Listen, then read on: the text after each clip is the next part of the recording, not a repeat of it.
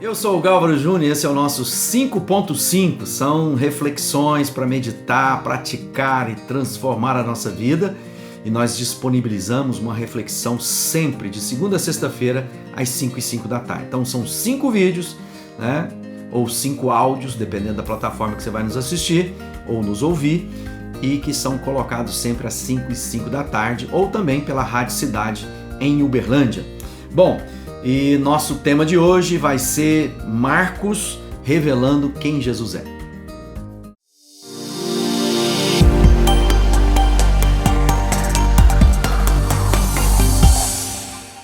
Bom, nós estamos no 5.5, eu, o Gálvaro Júnior, e a minha alegria de falar com você a respeito desse tema tão importante. Quem é Jesus? Se alguém te perguntasse, se alguém parasse agora e falasse assim, diga para mim, quem é Jesus para você? Muitos de nós teríamos muitas respostas para dar. Algumas como sendo extremamente alinhados de fato com quem Jesus é, mas podemos nos deparar com muitas outras respostas que nada tem a ver com Jesus. Lembramos daquela pergunta de Jesus aos discípulos que diz, quem as pessoas dizem que eu sou? E depois ele diz, e vocês, quem dizem que eu sou?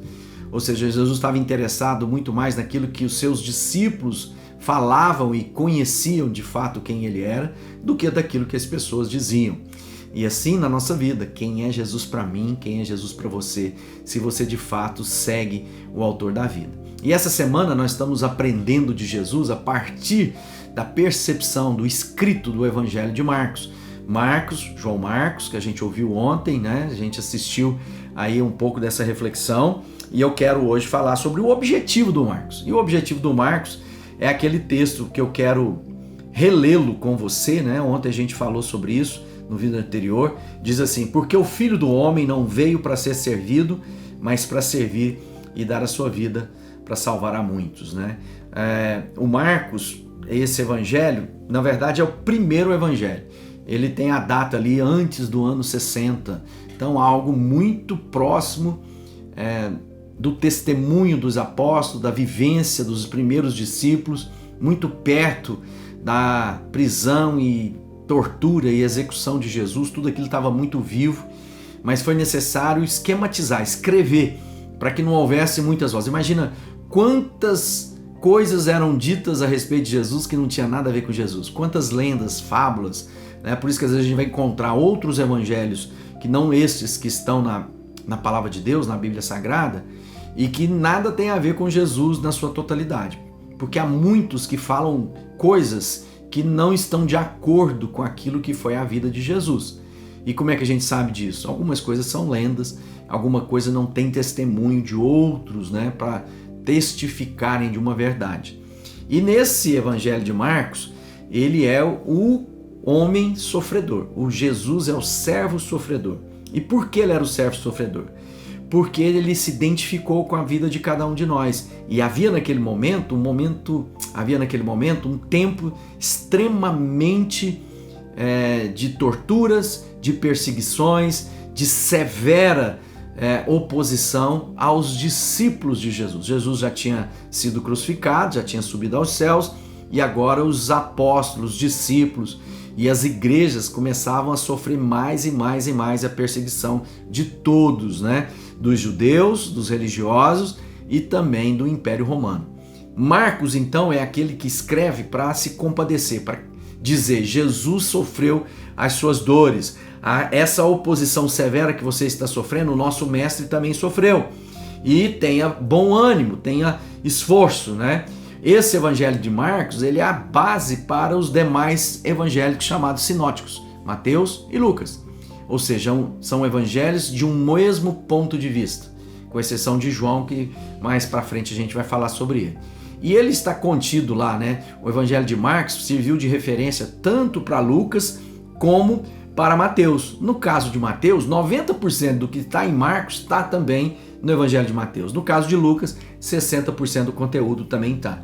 E alguns historiadores dizem que este evangelho de Marcos é o evangelho do Pedro, né? Que Pedro teria sido a fonte de informação para o Marcos. Pedro que foi companheiro, Marcos que foi companheiro de Pedro, como foi de Lucas, como foi de Paulo. João Marcos era um cara sensacional que estava sempre ali caminhando com aqueles homens e mulheres de fé que caminhavam na direção do Cristo, que viviam aquilo que era.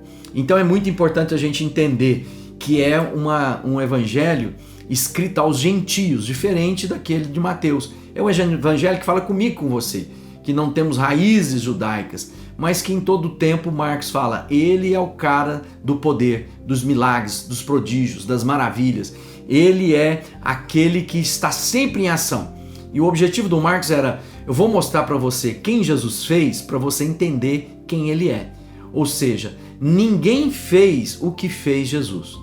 Isso dá para mim, para você, um testemunho de fato de quem ele é. Ou seja, se não há ninguém que é capaz de fazer o que ele fez, ele é um homem diferente e ele merece a nossa atenção. E portanto Marcos vem e diz, ele é aquele que veio da parte de Deus, ele é aquele que veio salvar a humanidade, ele é aquele que não é uma resposta apenas para a esperança dos judeus, mas para toda a terra, para todos os povos, de todas as pessoas, né? E ele está dizendo sempre, olha, Jesus fez isso, e o evangelho de Marcos é um evangelho turbinado, porque ele está sempre em ação, é sempre mostrando o que Jesus faz. Ele não se ocupa muito com os ensinamentos de Jesus. A gente vamos ver que tem menos conteúdo do ensino de Jesus, mas é aquele que mais fala dos milagres, é aquele que mais aponta os prodígios, as maravilhas e a ação de Jesus. Ou seja, o evangelho de Marcos foi escrito para que eu e você creiamos que pelos feitos que ele fez, pelas coisas que ele sofreu, ele é aquele que salva a minha vida e a sua vida do pecado. Tenho certeza que Deus tem muitas coisas para fazer em você e através de você, e eu deixo aqui o meu livro como indicação de leitura dessa semana, Discípulo, né? Os 4 estágios para uma vida insuperável. Tá muito bacana, você vai aprender em qual estágio você está e como você movimenta de um estágio a outro na profundidade da caminhada com Jesus. Deus abençoe.